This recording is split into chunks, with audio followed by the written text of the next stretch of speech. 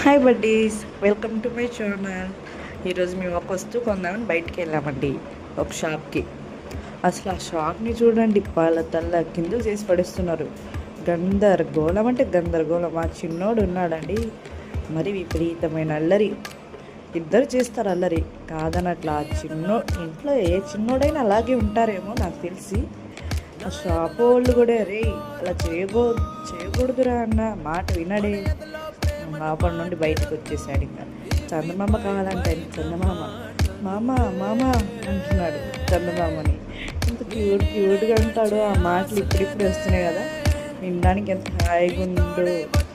Shop నుంచి ఇంక బయటకు వచ్చేసాడు.